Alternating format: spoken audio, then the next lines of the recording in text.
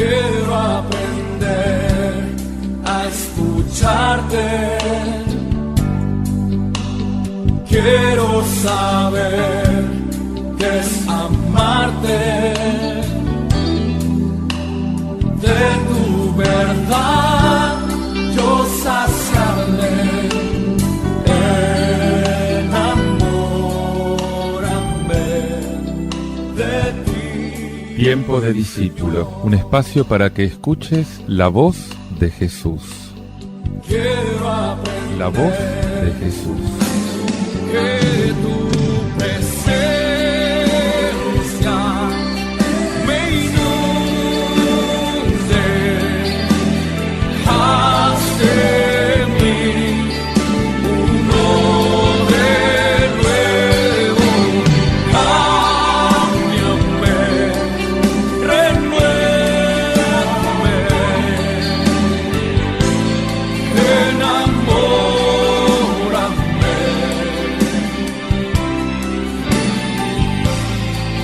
enamórame de ti, Señor. Paz y bien, te habla Fray Alejandro, de nuevo contigo en este remanso de espiritualidad que el Señor nos regala para poder entrar en el misterio de la palabra de Dios. Quiero presentarte ahora un texto tomado de la carta a los Gálatas, capítulo 1, versículos 13 al 24. Escucha lo que te dice el Señor a través de San Pablo. Hermanos, seguramente ustedes oyeron hablar de mi conducta anterior en el judaísmo, cómo perseguía con furor a la Iglesia de Dios y la arrasaba, y cómo aventajaba en el judaísmo a muchos compatriotas de mi edad, en mi exceso de celo por las tradiciones paternas. Pero cuando Dios, que me eligió desde el seno de mi madre y me llamó por medio de su gracia, se compadeció en revelarme a su Hijo para que yo lo anunciara entre los paganos, de inmediato, sin consultar a ningún hombre y sin subir a Jerusalén para ver a los que eran apóstoles antes que yo, me fui a Arabia y después regresé a Damasco. 3 años más tarde, fui desde allí a Jerusalén para visitar a Pedro y estuve con él 15 días. No había ningún otro apóstol, sino solamente a Santiago, el hermano del Señor. En esto que les escribo, Dios es testigo de que no miento. Después pasé a las regiones de Siria y Cilicia. Las iglesias de Judea que creen en Cristo no me conocían personalmente, sino solo por lo que habían oído decir de mí. El que en otro tiempo nos perseguía, ahora anuncia la fe que antes quería destruir, y glorificaban a Dios a causa de mí. Para defenderse de las insinuaciones, de las calumnias de los judaizantes, Pablo cree conveniente ahora explicar los acontecimientos que precedieron y que siguieron a su conversión. Si abandonó la tradición recibida de su juventud, él explica, fue debido a una llamada personal de Dios. Les dice, sin duda, hermanos, han oído hablar de mi conducta pasada en el judaísmo, con qué saña perseguía a la iglesia tratando de destruirla, y cómo sobrepasaba en el judaísmo a muchos de mis compatriotas, defendiendo justamente las tradiciones. O sea, lo que está diciendo es que nadie trate de darme lecciones de ortodoxia doctrinal. Ser fariseo, ser un verdadero fariseo, él lo fue. Ser defensor de las tradiciones de los antepasados, pues las defendió con mucho fervor. Él mismo dice que sobrepasaba en el judaísmo a muchos compatriotas contemporáneos. Y si cambió de forma de pensar y de actuar, no fue por una fantasía personal. Él dice que se vio obligado a esto, porque era un perseguidor, pero Dios lo hizo apóstol. Dios irrumpió en su vida y le cambió la vida. Ayúdanos, Señor, a ser dóciles a tus inspiraciones.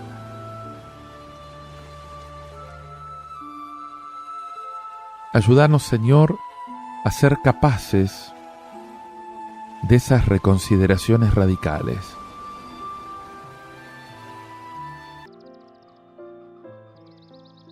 Y sigue diciendo Pablo, pero Dios, que me separó del seno de mi madre y me llamó por su gracia, tuvo a bien revelar en mí a su Hijo.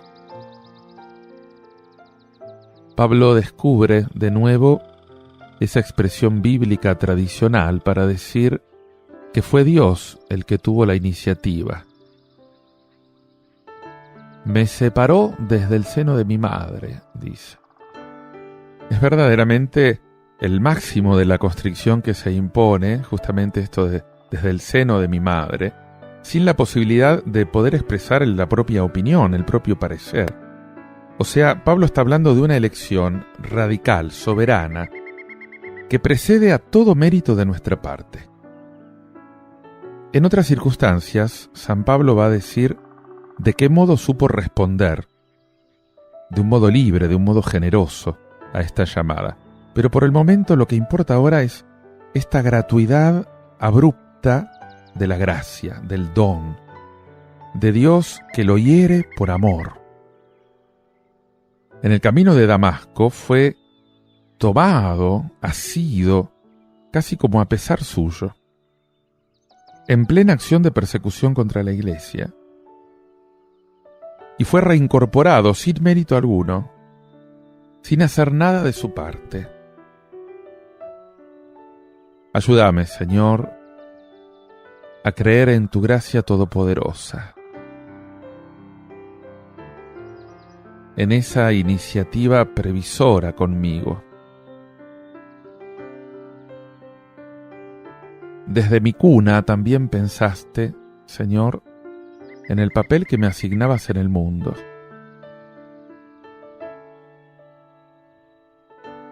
Y me pregunto si lo cumplo, Señor. Ayúdame a estar donde tú quieres que esté, tal como tú quieres que yo sea, Señor.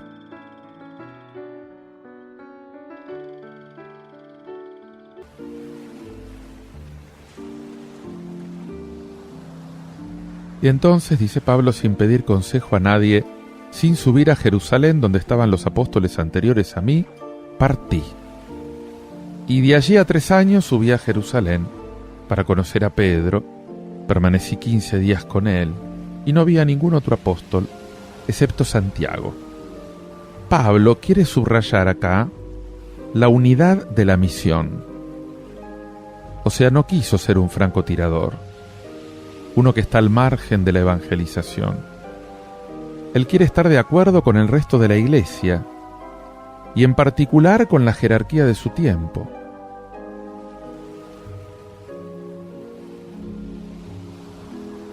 Y sin embargo, con mucha claridad, subraya que lo que enseña no lo recibió de los apóstoles. Lo recibió directamente de Dios. Y sin embargo es el mismo Evangelio. ¿Por qué? Porque Dios no se contradice. No se puede poner en tela de juicio la autenticidad del apostolado de Pablo. Esa obediencia inmediata a Dios es lo que no lo prueba. Y por eso te pido, Señor, que nos ayudes, que ayudes a tu iglesia, la iglesia de nuestro tiempo, a tener ese mismo respeto por las vocaciones particulares, esa misma preocupación del control fraterno, de la unidad de la iglesia. En este texto ya podemos ver que el primado de Pedro es reconocido en los hechos. Pablo va a chocar con él y lo va a decir agriamente en esta misma carta. Pero no es cuestión de negar su papel esencial. Por eso, Señor, te ruego también por el sucesor de Pedro. Confírmalo, Señor. para que Él también pueda siempre confirmarnos en la fe. Te invito a que escuches este tema musical de Cristín de Clario titulado Eres Dios.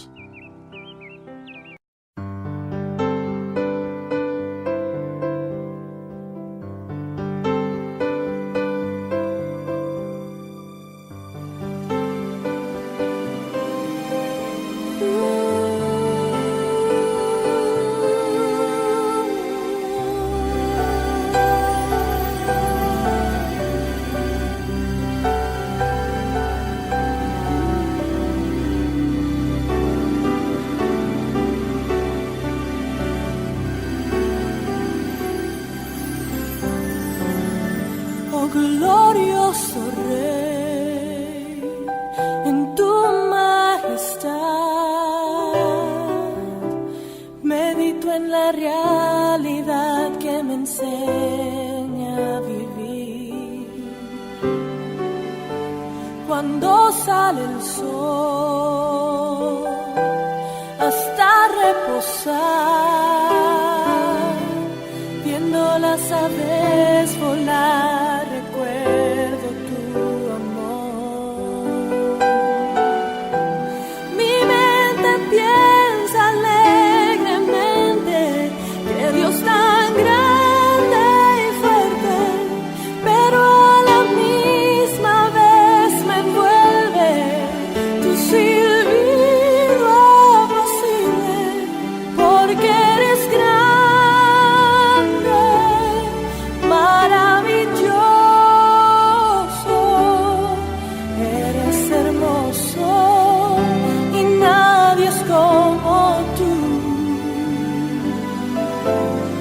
Porque eres fuerte en medio de mi debilidad. Eres mi Dios, digno de mi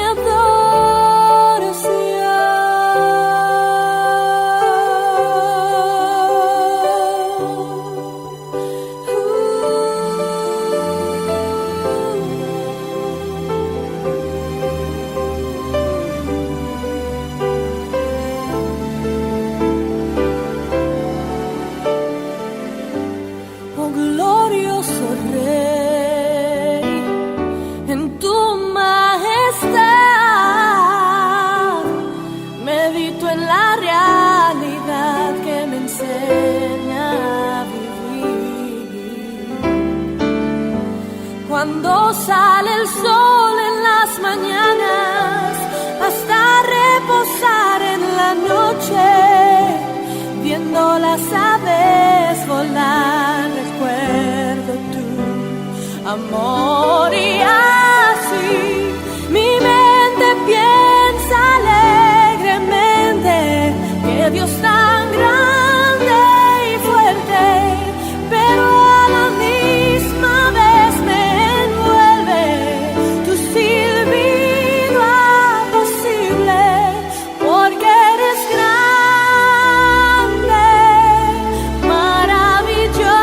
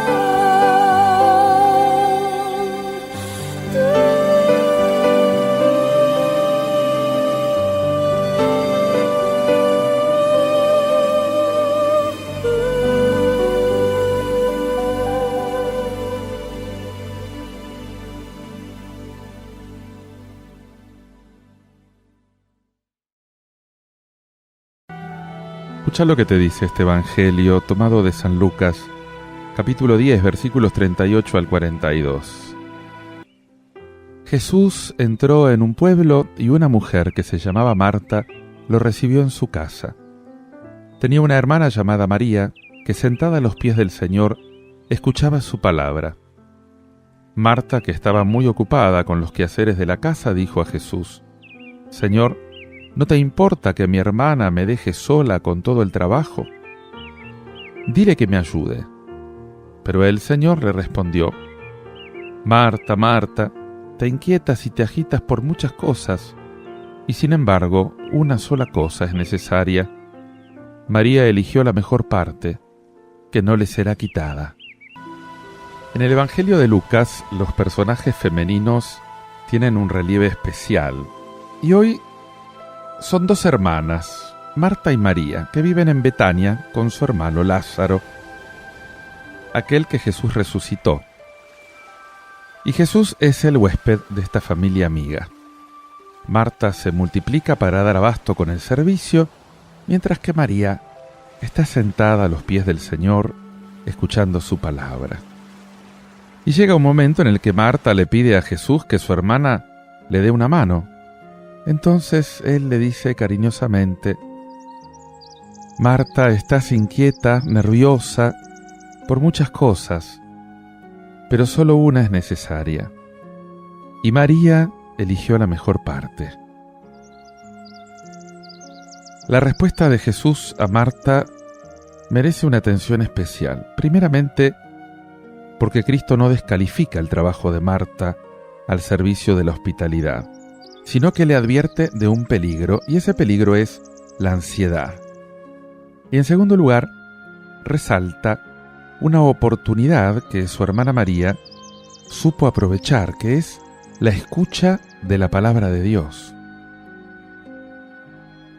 Y esta tiene que tener la primacía. ¿Por qué? Porque no solo de pan vive el hombre. Y por esto busquen sobre todo el reino de Dios y su justicia, y lo demás se les dará por añadidura, dice el Señor. Y por eso Él dice que una sola cosa es necesaria. La intención de Jesús no es plantear una disyuntiva excluyente entre la acción de Marta y la contemplación de María para valorar y quedarse tan solo con la segunda parte. No hay oposición entre trabajo y oración, entre reflexión y praxis cristiana, justamente porque una y otra tienen un mismo origen, y ese origen es la palabra de Dios. Tienen una misma finalidad, que es el servicio del reino. La escucha de la palabra se orienta a la acción, y la acción se alimenta en las fuentes de la palabra de Dios. Y estos son los dos aspectos que Jesús incluyó en la bienaventuranza de la palabra: la escucha y el cumplimiento. Contestando el Señor a ese piropo de una mujer del pueblo sobre su madre bendita, a los que le avisaban de la presencia de sus familiares, ¿te acordás? Él les dijo: «Dichosos más bien los que escuchan la palabra de Dios y la cumplen, esos son mi madre y mis hermanos». Tenés el texto en Lucas 11:28. Marta y María representan para la comunidad cristiana y para el creyente de todos los tiempos dos actitudes complementarias de la acogida del reino de Dios, que está presente en la persona y en la palabra de Jesús. No se trata de elegir una alternativa en solitario, o Marta o María, o acción o contemplación, o trabajo o oración. Este exclusivismo sería una actitud propia de extremistas. Marta y María significan dos dimensiones matizadas de un mismo quehacer, que tienen que ir unidas en una simbiosis perfecta, en un equilibrio fecundo. Son las dos caras de una misma moneda. No puede estar la una sin la otra, porque forman parte indivisible del seguimiento de Cristo. Se dice que hay dos modos de orar: con los ojos cerrados y las manos juntas, la contemplación, o con los ojos abiertos y las manos ocupadas, la acción. Y ambos se necesitan y se complementan mutuamente para el servicio de Dios y del prójimo. Es la fórmula síntesis de San Benito en el siglo VI, que le decía a sus monjes: ora et labora, reza y trabaja, y que después siguieron repitiendo numerosos fundadores de congregaciones religiosas. Eso de ser contemplativos en la acción.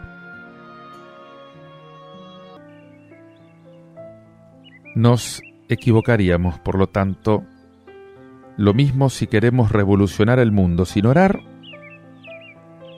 sin escuchar la palabra de Dios, sin hablar con Dios, como si nos quedáramos perdidos en la oración y en la contemplación sin pasar a la acción. Todas las actitudes radicalizadas son contrarias al Evangelio, son ineficaces.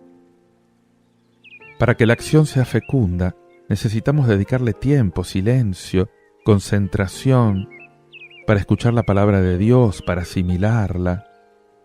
Y al mismo tiempo, esta escucha atenta tiene que orientarse a la vida, para que no quede en una golosina espiritual, en un deleite del espíritu, pero totalmente inútil.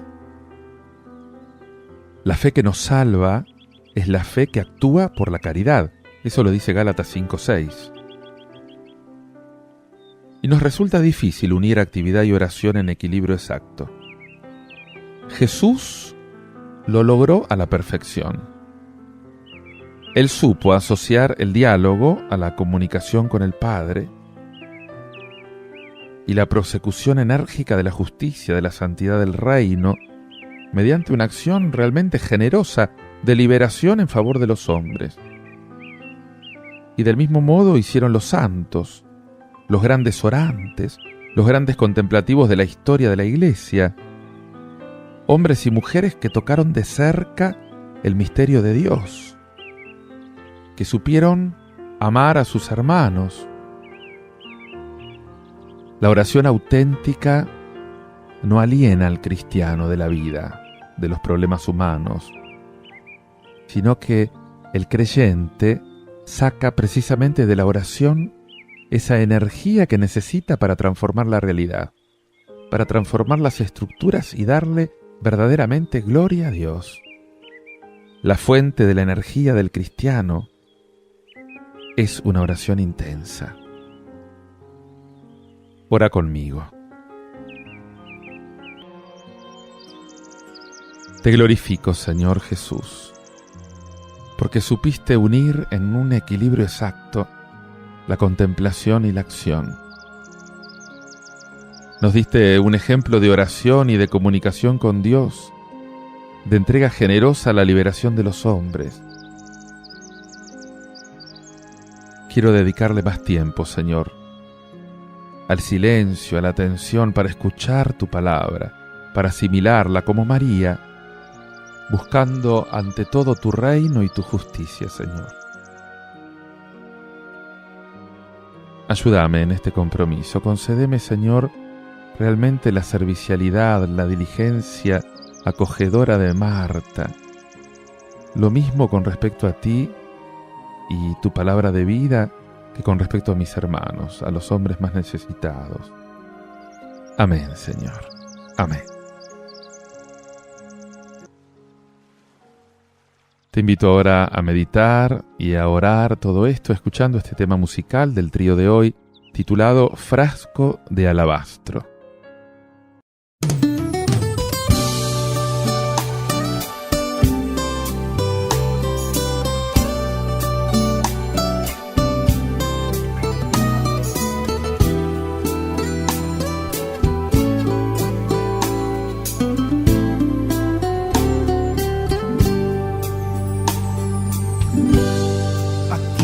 Estoy, Jesús, postrado ante ti, quiero adorarte, Señor, me rindo a tus pies. Sin ti yo nada puedo hacer. Cansado estoy de pretender. Entrego hoy todo mi ser. Aquí estoy.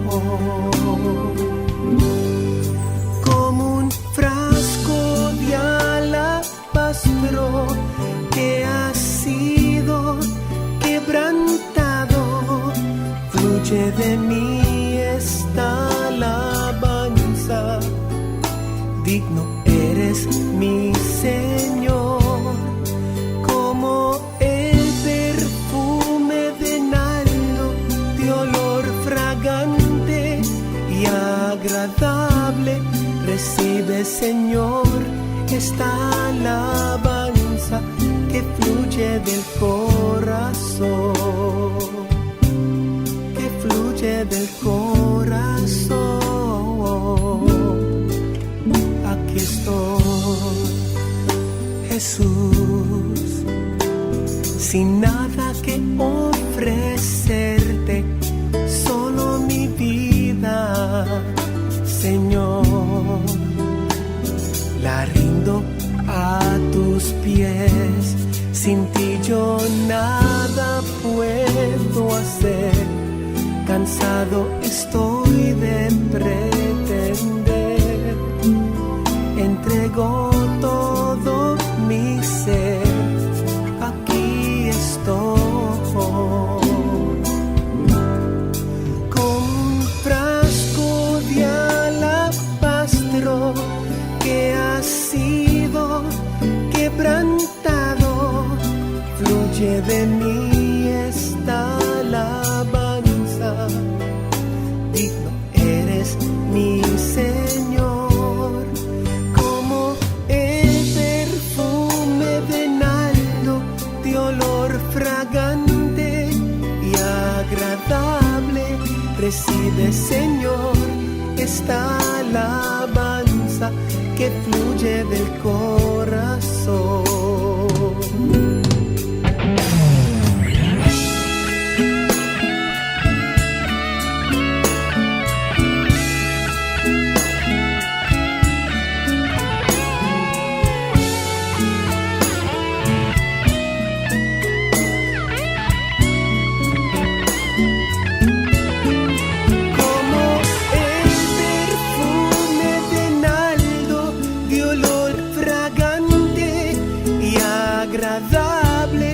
Recibe, Señor, esta alabanza que fluye del corazón, que fluye del corazón.